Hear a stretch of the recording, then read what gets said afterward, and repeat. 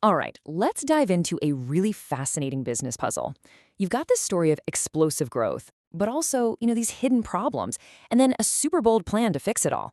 We're talking about what I'm calling the Louisa coffee paradox. So here's the central question, really. How can a coffee chain have more stores than Starbucks in a whole country, but earn just a tiny fraction of the revenue? I mean, just imagine it. You've built this coffee empire that actually beats a giant like Starbucks on your home turf, at least by store count. You'd think you'd be popping champagne, right? Well, not so fast. Because, well, this is the reality of the situation. Even with more coffee shops dotting the landscape, Louisa Coffee's revenue? It's only about 30% of what Starbucks is pulling in over in Taiwan. That is a huge gap. So, what's going on here? How did they end up in this spot?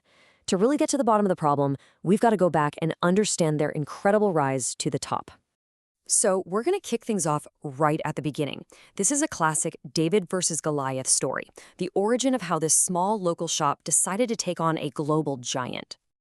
Okay, so picture this. It all kicks off in 2006 with just one single, tiny, and I mean tiny, 5 square meter to-go shop in Taipei. But their growth? It was just explosive. By 2019, they had pulled off what most people would call impossible. With 489 locations, they officially had more stores than Starbucks in Taiwan. They even started branching out, opening their first international spot in Bangkok.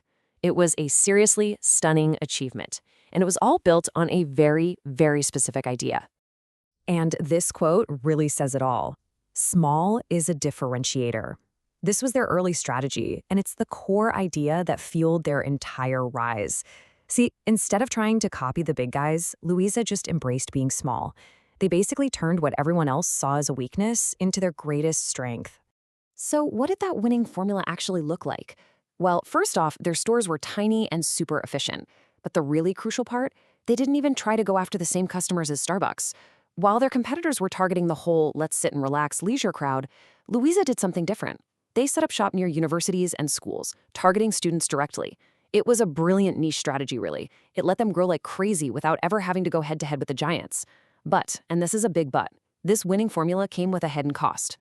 All right, and this is where the problem with all that growth really starts to show up. It's kind of ironic, right?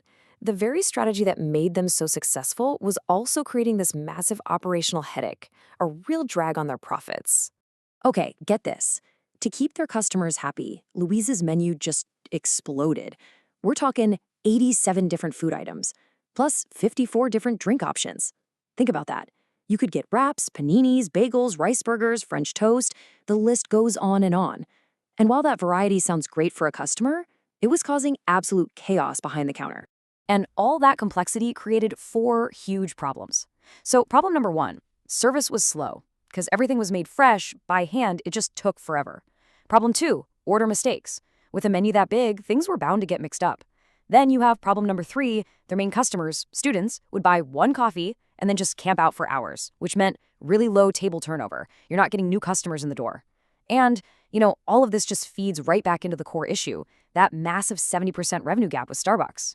So, faced with this reality, the folks at Louisa knew something had to change, and it had to change fast. So they started this massive pivot. They shifted the entire company's focus away from just growth, opening more stores, and toward making the stores they already had actually profitable. Their solution was this big 3-step transformation plan. First up, build a central factory. This was all about standardizing their food and getting quality control locked down. Step 2, reorganize all of their franchise operations. The goal here was consistency, making sure every Louisa felt like, a Louisa. And step 3, rebrand the entire company to totally shift how people thought about them. And you can really see the massive shift here. The Louisa of the past, that was all about a huge menu, low prices, and just pumping out volume. The Louisa of the future, it's all about a smaller, more focused menu, using premium stuff to justify a higher price, having that centralized production to be more efficient, and most importantly, a focus on profit, not just having a ton of stores. In a way, they're trying to become a lot more like Starbucks, at least on the inside. So that brings us pretty much to today. The whole plan is in motion, the strategy has been totally flipped on its head, but the biggest question of all? Well, it's still hanging in the air. is this whole transformation actually going to work? I mean, is shifting to a premium brand with a streamlined menu really enough to close that gigantic 70% revenue gap with Starbucks? It's a really high stakes gamble. And only time is going to tell if this underdog can learn some new tricks and finally win the war for profit.